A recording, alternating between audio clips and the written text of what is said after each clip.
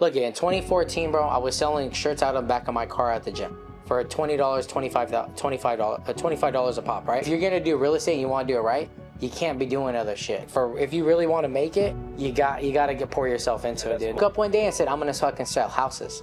And I went from selling shirts because they live in Los Baños, bro, that they cannot grow. Yeah, no, yeah. No, they really do. And I think but that mindset legit will fuck you for life, bro. What's one lesson you learned the hard way in the first year of being an agent? It's really just like consistency and determination. But I would say a lesson that I learned, I don't know if this really counts as a lesson, but you really can't have if you're going to do real estate and you want to do it right, you can't be doing other shit. Okay, so it's a one thing. Yeah, it demands all your time, bro, okay. Because it's such a demanding career if you're trying to make it into a career, right? Right. And I know there's people say, oh, well, I only want to do part-time. But part-time is like you have a family member moving, maybe one family and friend or whatever, like a year that you're going to get a hold of and do, right? Right. But that part-time shit really doesn't, because some people don't sell nothing all year long, right? And if you really want to make it, you got to pour yourself into it, dude. Cool. That's really cool because I definitely think that like running my own business too, like barbering in itself also demands all of your time too.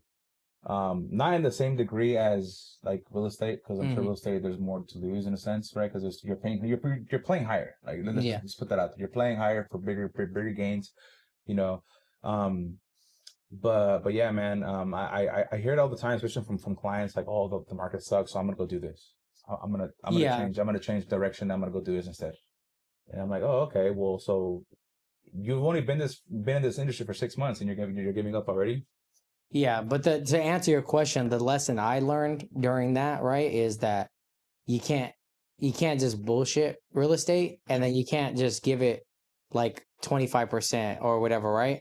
If you really want to kill it, you really want to be like, making a difference in it, is because the lesson I learned is when I first got into real estate, I was doing the Moves Media with Gabe for the content and stuff like that. And that was growing and that was booming. And I felt like, having Gabe with me, I'm like, I'm obligated, or that I want to create jobs for him so that he has a steady stream of income. But trying to build my business with real estate, two different industries, the lesson I learned is like, I just overwhelmed myself, bro, because you got to do your follow-ups with your leads in real estate. And then you got to do your follow-ups and calls and generate your business and consistent business and your accounts on the existing business. So I remember one of the last times before I phased out and with that business is I had made like over like 100 calls in like a day. Oh, wow. For like my leads and prospecting, and then for like following up with clients and leads and prospecting with the other business. And I was like, I did that for a couple of weeks, dude, and I was just like burnt, mentally exhausted. I couldn't I didn't even want to talk to anybody. Like I didn't want to talk to anybody. I was like burnt. I was grumpy all the time. My sleep was like fucked up. Yeah. So like your social battery was drained by the end of the day. The lesson I learned is just spreading myself too thin with like too many things, right? And you just have to start to prioritize what do you want long term, right? So for example, for me, I'm like, do I want to continue with the media business, or do I really want to give real estate my all and make this shit happen, right? And obviously you made it work, because now you're expanding to Vegas now, which is, congrats on that, by the way. Thank you. That's pretty dope. So like, what made you want to attack Vegas? Like what's well, with Vegas is that's a whole different thing. So for Vegas, I've been wanting to move for like several years. Okay. Like out of Cali in general, just to start a new chapter, have some new surroundings, challenge myself, right? Ultimately set myself up for like further plans that I have, right? Starting a family, me and my girl want to start a family, want to buy a house, all that stuff. I don't see it happening here, and I don't really want to buy in California, especially with like the way things are going, right? And you guys aren't, some of the stuff that I see every day isn't what I'm like when I see stuff in the Bay Area, like I'm like, it's just horrible for what you guys basically like. Sometimes I feel like the price does not justify what they're getting, right? I was literally about to ask you that, because the Bay Area prices are insane. That's what I'm saying. Like it's crazy. Like I have a few buddies of mine that live out there, and just for a studio apartment, they're paying what, $3,000 a month. And even renting is not even like, would you say it's a better route? Sometimes yes and sometimes no, because sometimes renting, depending on how like the thing is when you're renting out there, there's people that might get a place like you, like a dude is totally different, right? So like a dude, you can literally get like a 2 bedroom or 1 bedroom and call it a day. You just have a couch, a TV, and you're set, right? That's it. You need a couch. This is right here pretty much for how I had my. That's just what I'm saying, bro. All you need is a couch, TV, and air fryer, bro, and we're good, right? Solid. But then some people, they go up and above these luxury properties, all these yeah, they need the pool, they want this, they want that, and sometimes they don't even use to have that shit. But then now their rent is like, mid threes, 4,000, close to 5,000 for that shit. It's like the craziest like mortgage you've seen, like for somebody, if you don't mind me asking. Like, I mean, that's a wild question, because like the craziest mortgage I've seen. Yeah. I toured a house one time and I think the mortgage was like 23,000. What the fuck? That is great. Was the house nice at least? It was super nice. Okay. But I mean, you have properties out there that are millions of dollars, bro. That's crazy. I remember reading this story of this burnt home that just was like burnt, and it sold for literally over $250,000, like crazy. Like, I'm like, what the fuck? A burnt home that has to be remodeled and all this other stuff. It's location out there. Okay. It's location. You're not buying the property, you're buying location. So if you're buying like in San Jose, people compete all day in San Jose to stay because they don't want to travel to Morgan Hill, Gilroy, Hollister, right? They want to stay. And San Jose's the last like city before you start to travel out. So a lot of people fight in San Jose over the housing. So it's a competitive market, how you were saying. Oh yeah. So full circle to that. It's crazy. Man, that's crazy, but also it's also cool to see that you're also willing to expand in another city, because a lot of people are like, I want to stay here, Yeah. Like for me, like it took me a while to understand, like, maybe probably in the future, in the long run, I'm probably not gonna live in California. Like, it's probably gonna be Arizona, Nevada, or Texas. Like, I don't know, like wherever it'll take me, Mm-hmm. And that's the shitty part about it. This is why I'm so hung up on the fact that I want to build a brand. Mm-hmm. Like, before I leave, and I'm sure you're thinking the same way. Same. You build a brand, you let the brand pay your bills, and you what's it called? And you pretty much keep building from there. And you can literally do it remotely, like which is pretty cool. But yeah, man. So essentially, like, what was like your first job before you getting into real estate and like being successful and all that? Oh man. So just let's run it real quick, bro. So I left Los Baños. I was like 17, moved out to San Jose. I got a job at Eastridge, JCPenney's. Okay. I was there for several years. I think I got a job. My cousin hooked me up with a job. Shout out Freddie Lokes. He got me a job at Napa with him. I was like tired of the whole JCPenney's thing. And then when I got accepted to San Jose State. So I was going to Evergreen at Evergreen Junior College right there. And I applied to go to San Jose State thinking like, oh, I'm not going to get in or whatever, right? But I had like a counselor, bro, that she was like adamant about me applying. Hey, you have the grades, you know, this and this and that, like go further. You're already here. Like just go for it, right? We'll just go all the way at this point. Yeah, and she was like on me, bro. Right? She was on it. Right. But we were in the Law State program there. So it was like, it's basically Hispanic, like all these Hispanics basically kind of, and they're there to like encourage us, make sure we know the system. Anyways, I applied. She helped me do the whole thing. I applied. I sent off my transcripts, my GPA, like everything I needed. And then I'm like, oh, well, that's all said and done. So I was thinking I was doing like the auto mechanic, Honda program there that they have there. Okay. And then I got an offer accepted letter to San Jose State. And I'm like, oh shit. Right now I can go, right? So basically I finished, I wrapped up the rest of my classes. I had applied for business there, finished out my business and the ones that I could transfer over, graduated with my AA, moved over to San Jose State. When I moved over to San Jose State, and then I got denied like financial aid and all that, because your parents got to make like ridiculously stupid little money, bro, to apply for financial aid these days, right? So I'm like, and at the time too, like, it's not like my parents were making crazy money at that time, bro. Like, I'm like, they're not well off like some of these other, this, that. And everybody was recovering from like, also too, like from like the recession at the time. Okay. Yeah. So it was like a really weird fucking time. But anyways, So I ended up getting a job. I was doing valet at Santana Row. Oh shit. So Yeah. you were okay. So Yeah. you've seen some stuff. That's dope. Yeah. That's dope. That's dope. So valeting at Santana Row was fucking fun, dude. I got to drive the nicest cars, and then that's when I started to learning. That's when I started to learn how to network. That job. My next question is, I mean, me being an entrepreneur too, like how important would you say networking is? Like Huge, bro. I feel like everything I do is always having to do network. Anybody that knows me knows I love to network. That's a reason why I'm moving to Vegas, because that's like one of the hubs of networking. But that job instilled in me how to network and how to network with people with money. And like people that can, people like not just like, oh, you and me connect or whatever, right? And we like see each other in passing and say what's up. Right. Like that's just, we're acquaintances at that time. I'm talking about like actually building a network up, dude. Yeah, because a lot of people have it screwed up too, where like they think networking is like, oh, you follow me on Instagram and I'll follow you. That's not networking. Networking is value. You just made a friend. Yeah. Networking to me, and I'm sure you can agree with me when I say this, is what value can you bring to my life, and what value can I bring to yours?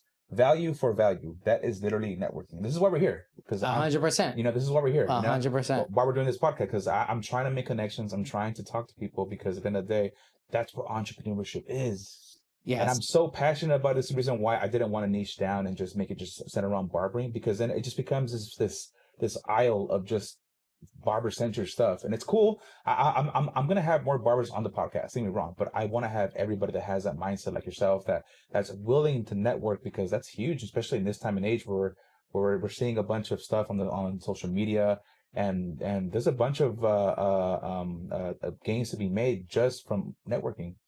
You know, I'm definitely I can definitely seeing it being called like the gold rush of the modern age, where if you're missing an opportunity, then what are you doing? Like, what are you doing at this point? 100%. But that job, so doing the valet, I met a lot of entrepreneurs.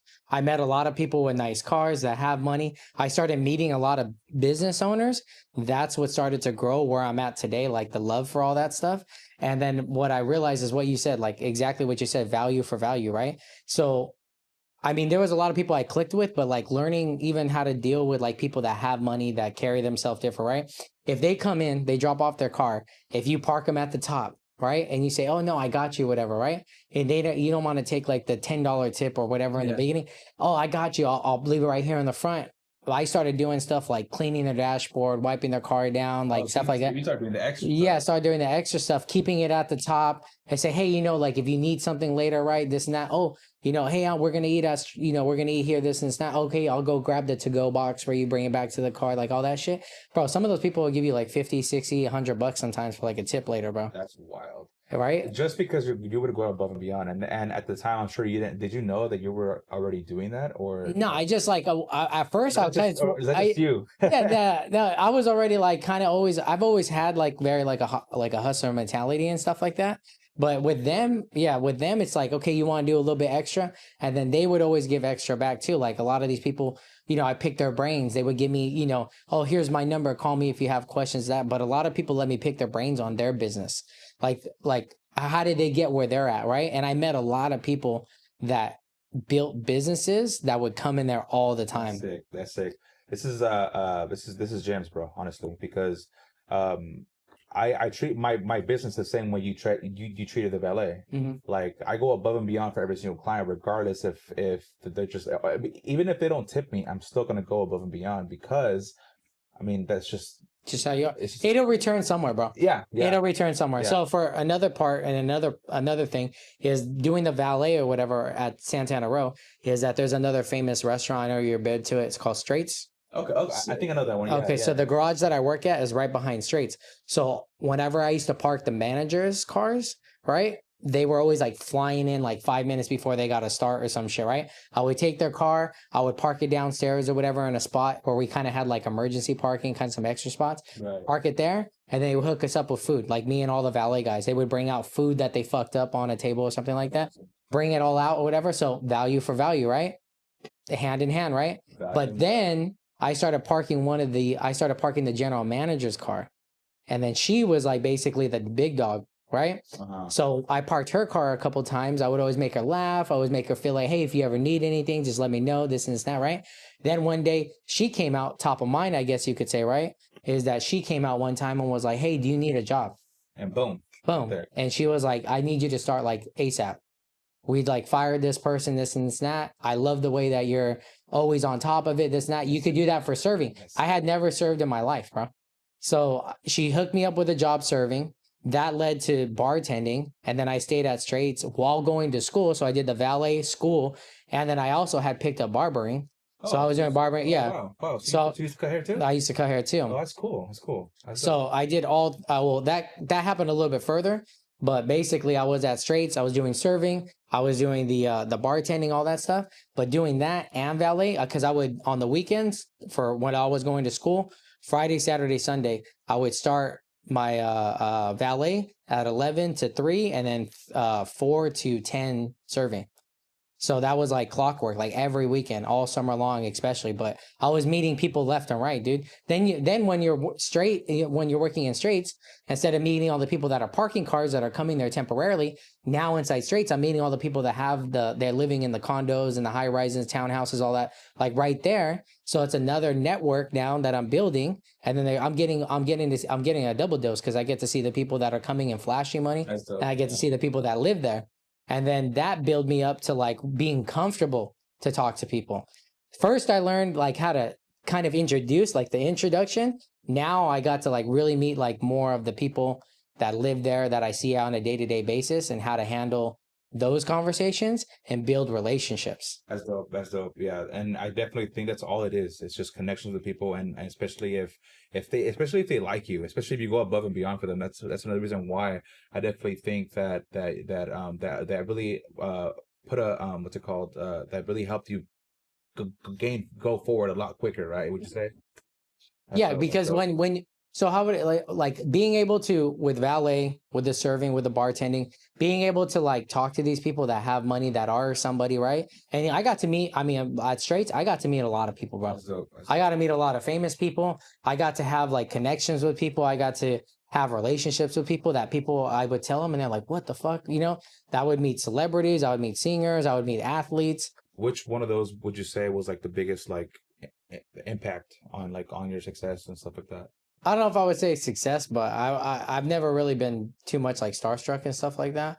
But I would say that's me right there. I'm not gonna lie, bro. Yeah, I've met a few of my favorite creators and stuff like that recently, and like I'll stutter and I'll get all sweaty and shit. I'm like, bro, it's just a person, bro. At the end of the day, yeah, they're the same. The only guy that ever really like, and he also too was like, hey, you know, you really keep your cool, dude. Is the one of the athlete players that used to live upstairs. He was pretty chill. I talked to him every now and then, and every time we get in a cool conversation, and he was always very like down to earth, super humble. Was Patrick Willis? Was on the 49ers. Oh, it sounded familiar. Yeah, he was cool.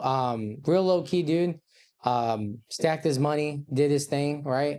Wanted a very like stay under the radar type of lifestyle.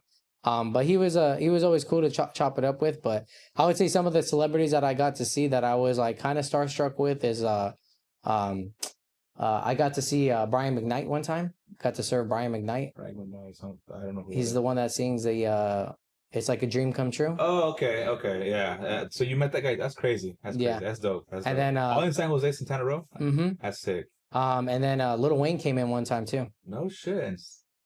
And I was like, damn, he's not much taller than me, bro. I was literally about to ask how to, because he looks a lot taller on camera.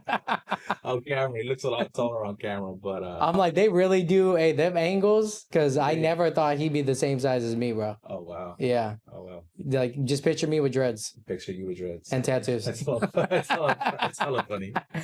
Yeah. Oh, but to get back to it, those two jobs really instilled in me how to network, how to talk to people, how to build relationships, right? And the value of those things.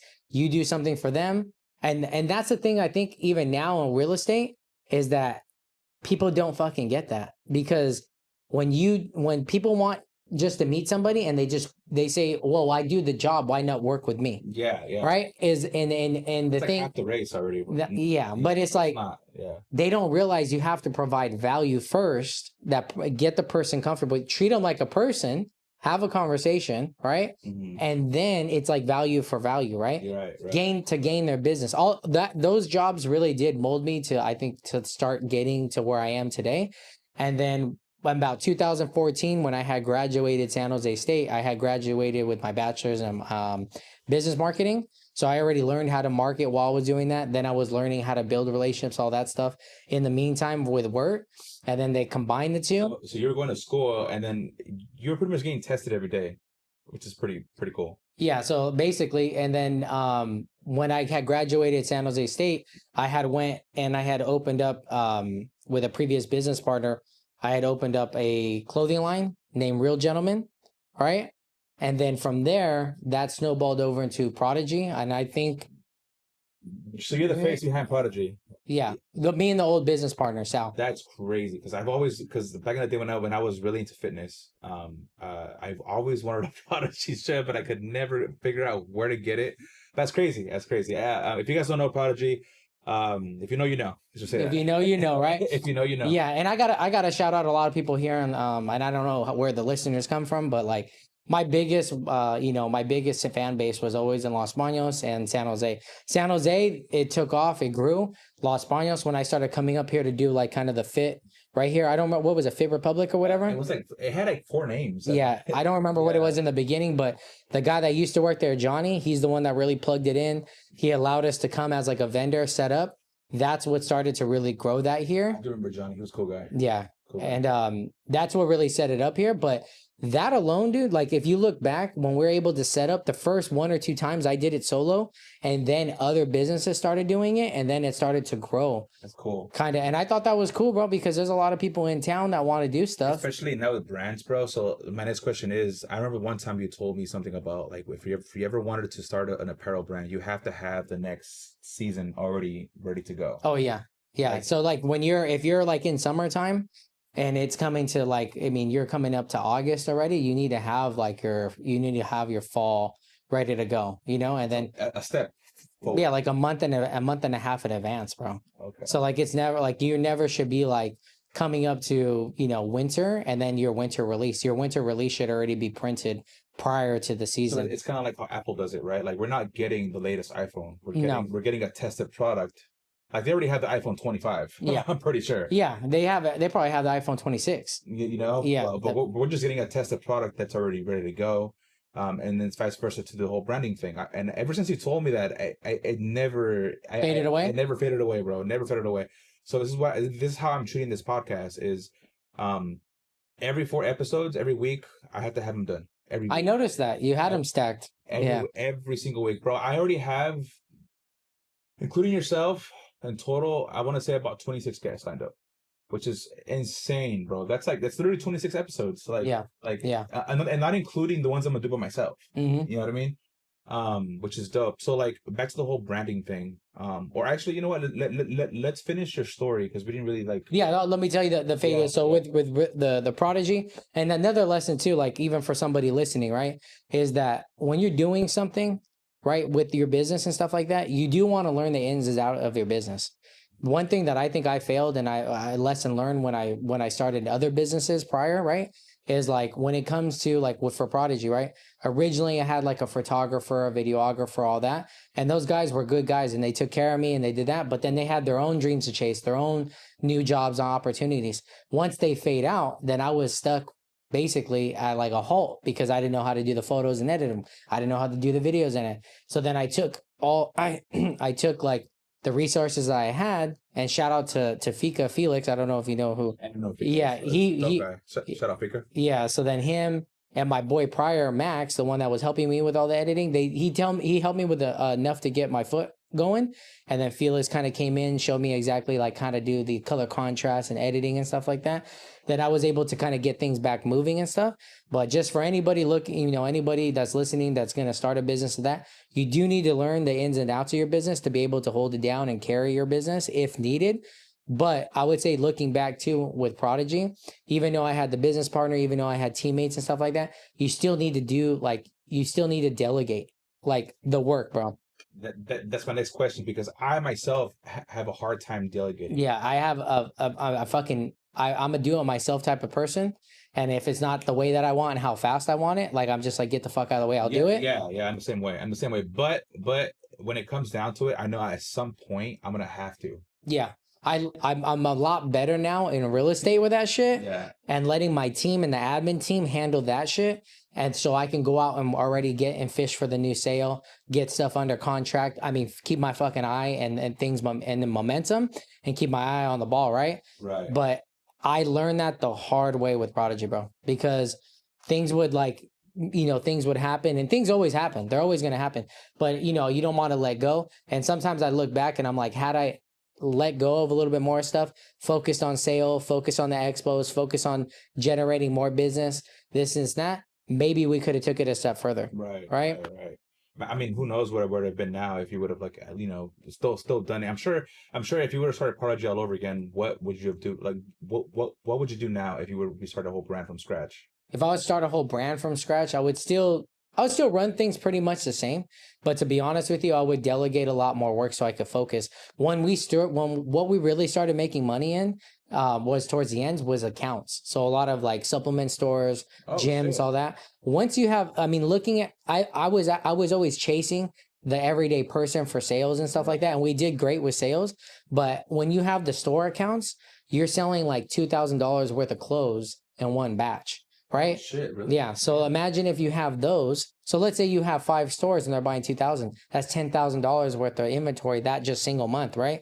And let's say that you have stores that just keep like acquiring products, right? And you have them on accounts or something like that. And the thing that we did that was pretty good that I had implemented when we started doing the store accounts is that we would do like a collab shirt with them, or we would sell a different color wave and a different design exclusive. So they had to go to that store. That was one of the things, and that was one of the ways to get the owners to buy products from us consistently, because they knew people were going to come, or we would do some kind of like meet and greet setup or something like that. Okay, that's dope. That's dope.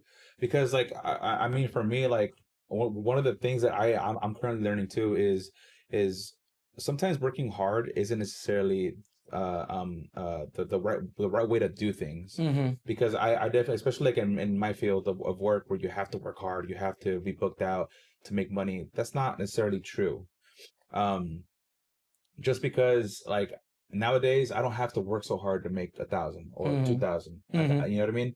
And would you say like that's a big problem when it comes to like delegating, because you feel like you have to work hard to deserve it in a sense? Yeah. Well, I feel like, I mean, we're kind of like old school, right? So it's like kind of like we're into the grind mode hustle, right? We're like, people say like work smarter, not harder. Yeah. And we come from an era of like bust your ass, right? So that, yeah, kind of mentally it fucks with you for sure. Yeah. Mentally fucks with me. Like if I'm not busy, like it drives my girl crazy. But if like I'm not busy, bro, like I feel like I'm not productive. I feel like I'm just wasting the day. No, I'm sitting here, bro. And even sometimes when I have stuff already in contract, like some people would go out, they would celebrate, they would do that. I'm like, I'm trying to find like the next deal. I'm trying to get somebody else in contract. It's like how would I say, like it's never ending. Yeah. And that's how I see this whole thing. Like now, like how I was telling you earlier, like I'm trying to grow from behind the chair. I'm trying to expand my brand and not just focus so much on cutting hair. I definitely want to get into coaching, or I'm already doing it now, but I want to definitely get more into that and show barbers how to scale their business or run a proper business through marketing. Because a lot of barbers don't know how to market. They I mean, you're a barber before, like you know how barbers will think. They like, oh, walk-ins, stay at the shop from 8 a.m. to 10 p.m. Nowadays you don't have to do that no more. You can just run the whole social media thing now, and it'll work for you. Yeah, 100%. Yeah, my boy, the one that I had cut at a shop, and I don't know if you ever been to like the Evergreen Barbershop, or I think with Efren, right? I've heard of I've heard of it. Yeah, so shout out my boy Efren. He's the one that started the Evergreen Barbershop downtown on Santa Clara Street. Now it's owned by Peter and Chris. It's different. They were already working. Used to be here in town, right? Yeah. Yeah. Okay. I think I know. Yeah. He used to cut my hair back in the day. Yeah, so they have their own. They have the shop. So he was able to sell the shop to them. Now they're gonna take the shop and run with it. That's cool. But that's where I used to work. I used to cut the hair there. So I was cutting hair there at one point. The bartending and valet, all to pay for San Jose State. So I never had to take out a loan, dude. And I look back at that now. It's probably one of my best accomplishments, dude. Because I'm still paying for loans, bro. Like, you know, I graduated in 2014, and I know people that are still heavily paying for their loans for school, bro. No, it's the interest, dude. It's the interest that fucks with you. So like, I'm almost done with my loans that I have. Good shit. Almost done. So you know, but now it's one of those things where, like, now that I have opened up the shop, I recently had to get a business loan for that. So now I'm kind of back into the same motion. But yeah, but this is different, bro. Right? This is like paying itself off. The school loan, in a sense, it does pay itself off with the job, but not as quickly as you could with this, right? Right. In a barbering, you have an event here, you get more chairs, you do that, this and that. You kind of print your own money, right? Yeah. To speed things up. Yeah. If you get a job, like a lot of my friends and stuff that they got a job after, they get base pay. They're stuck making the payments that they can at a pace that they might not be happy with, right? Yeah, right. Like, speaking of events, I'm actually going to host a workshop here for barbers pretty soon. Mm-hmm. I'm just building it out right now. I'm gonna pretty much host a workshop here at the shop, and what that's gonna entail is I want to work with 6 barbers, like close to one-on-one, and I'm gonna show them exactly what programs to use, how to edit, how to shoot. And they're also gonna get a little goodie bag out of it. Like I'm thinking like a free mic or something, and just show them marketing pretty much. And obviously it's gonna come at a fee. But just do something for the Valley, because Los Banos doesn't have anything like that, and especially for barbers here in town that they want to grow.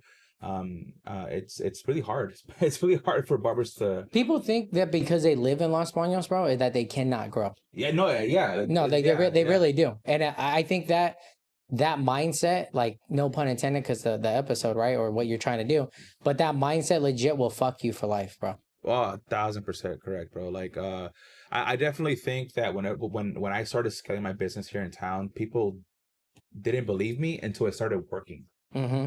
Like now that I'm getting ready to scale to $100 a haircut here in Los Banos, people are like, what the fuck? Like people look at my work and then they compare it to theirs. It's like, well, why is he? Well, because you're not doing the work, dude. Like, I can show you how to do it, but are you gonna do it? Like, put this in perspective, bro. And this is for the, like, again, for the people that are listening.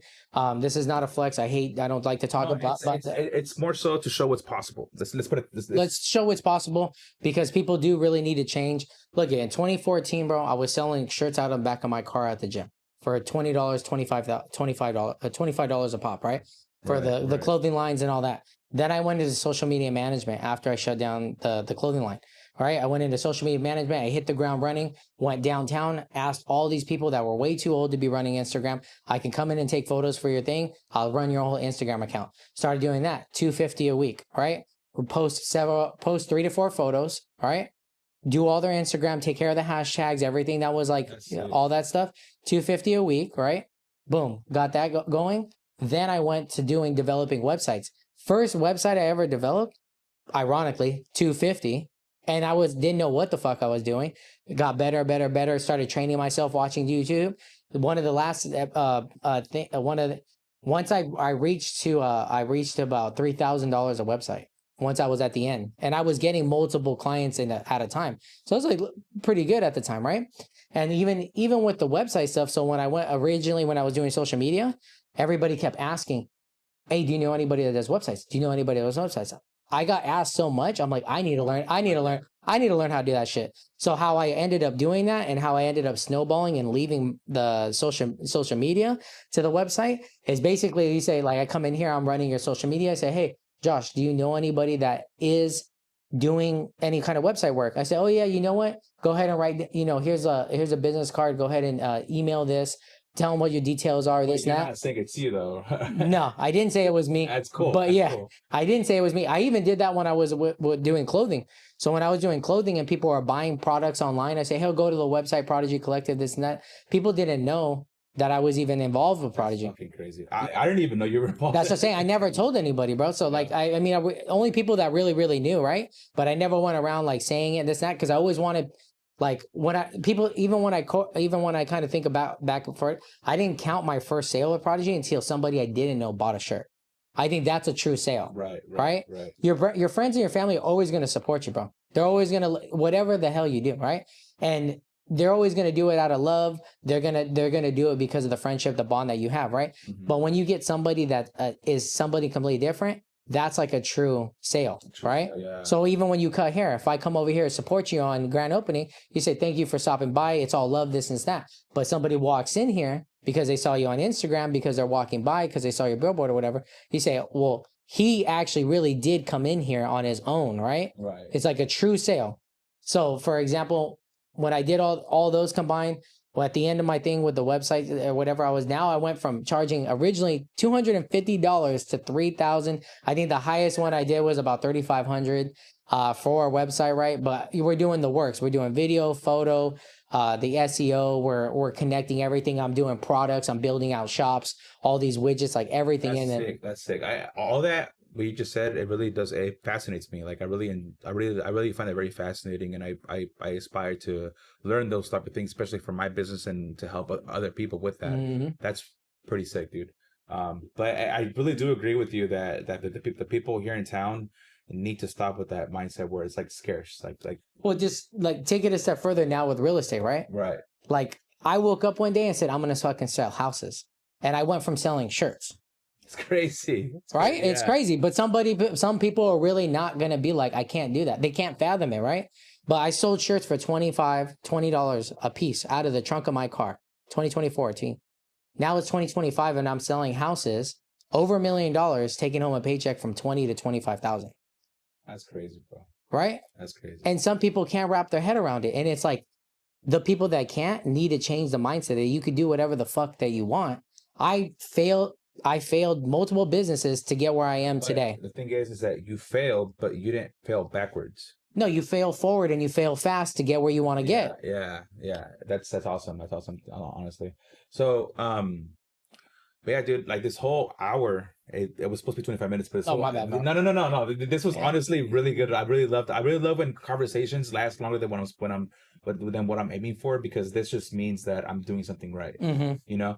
But yeah, dude, like this was great. I really enjoyed this conversation, honestly. So now you're going to Vegas, you're tackling Vegas, honestly. Yeah, so just to correlate back to that, so basically I've been wanting change, I've been wanting to move. You get into real estate, everybody says use your connections, your friends, your family, they're all going to be originally here in the Bay Area, it's a little different. Friends and family really can't afford to like live there, right? Right. So it's a lot of people that I've networked with over the years that I ended up selling houses to. The valet, full fucking circle, right? Some people that I met at Straits, right? Full fucking circle.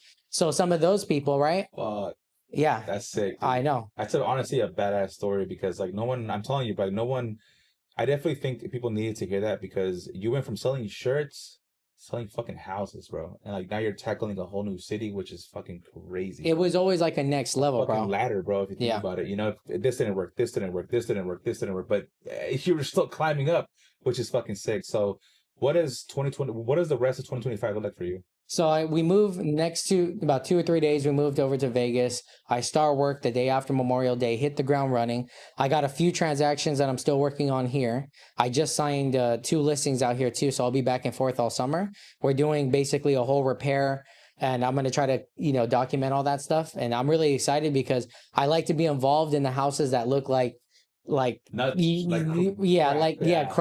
and then we take that and we make it look super nice and like a home. Dude, people like seeing transformations. That's literally what sales is. Yeah, like you're selling a transformation at the end of the day. Like it took me a while to understand that. What is sales? Well, you're selling how you were to what you're becoming, or the house. Let me ask you a question. I'm not saying this if you don't know the answer, bro. I don't. That just I'm out ears. Do you know the difference between advertisements and marketing?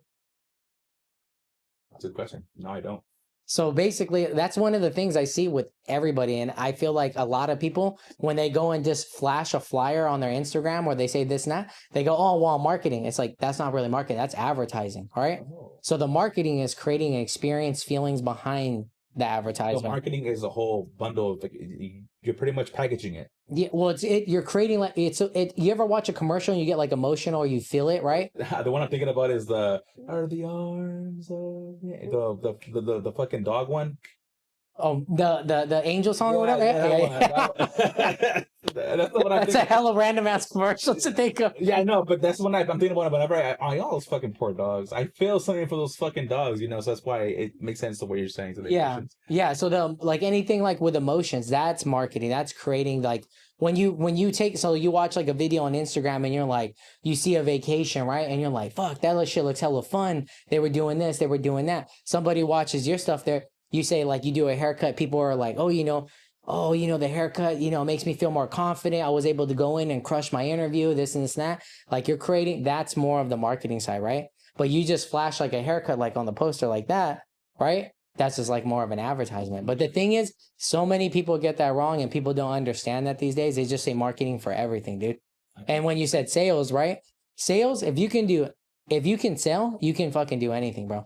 Because as soon as I learned how to build the relationships, how to network, right? And then I got confident in selling products. I went from scaling on what I'm selling.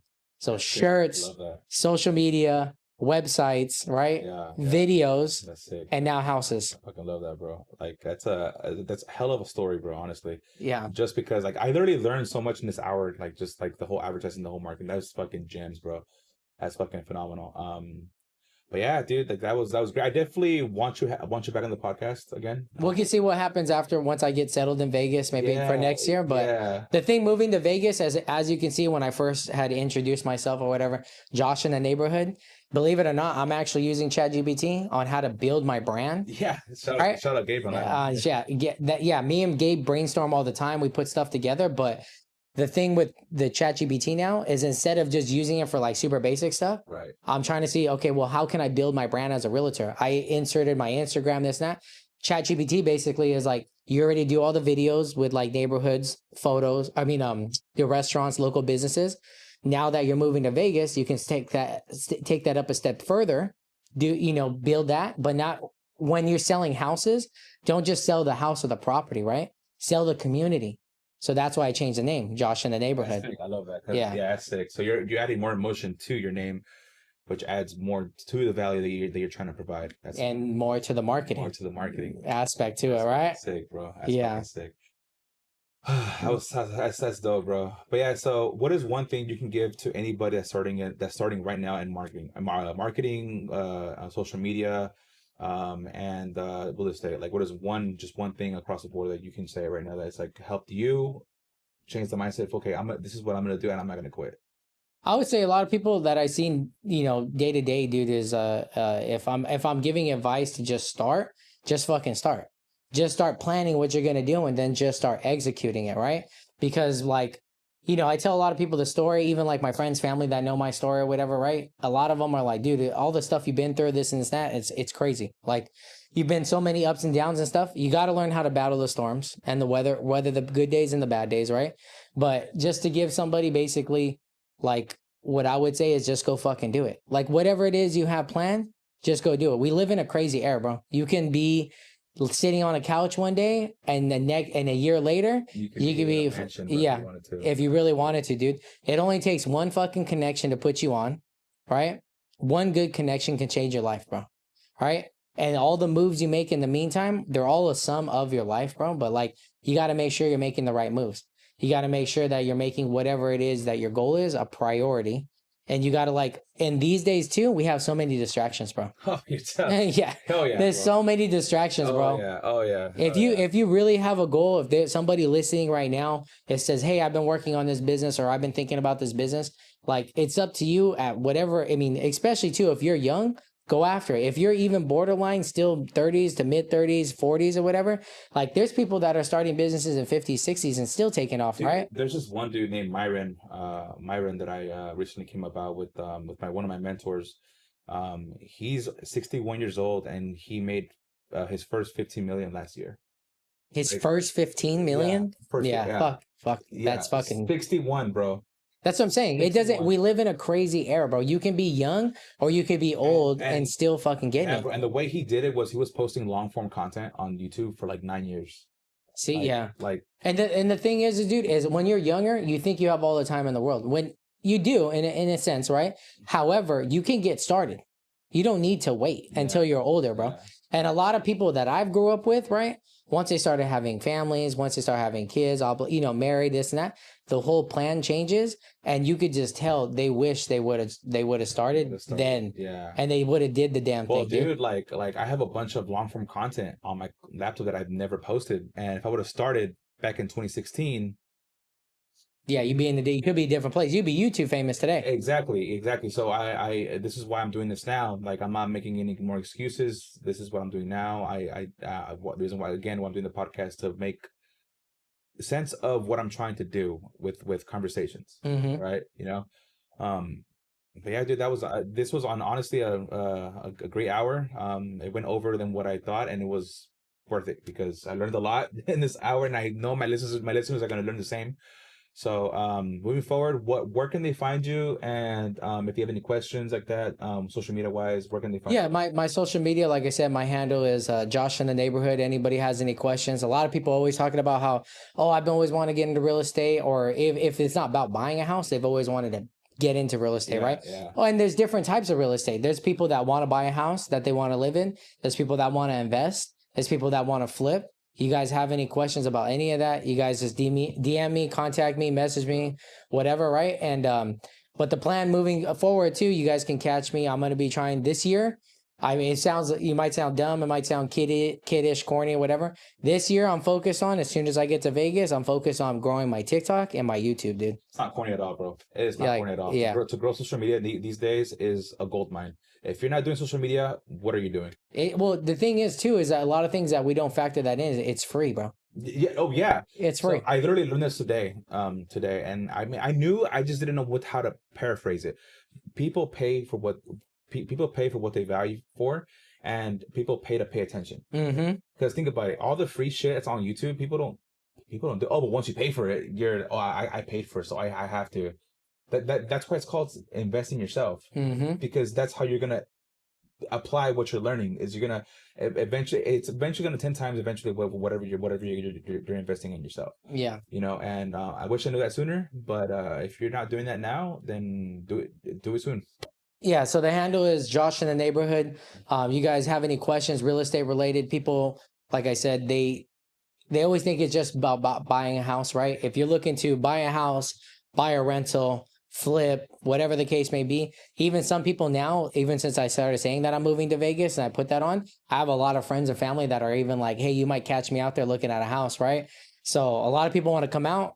A lot of people are attracted to the prices, the benefits out there, tax-wise, the incentives that they have. They love small business owners too. Really? You got a lot of good incentives out there for small business owners. Sick. But you guys have any questions, please feel free, reach out, DM me, or just follow me in general, right? And just follow, yeah. Well, thank Josh for coming out and supporting me, bro. Thank you, man. I appreciate you. Thank you so much for coming out. And this won't be the last time. No, I'll be back next year. We'll pick it up round 2.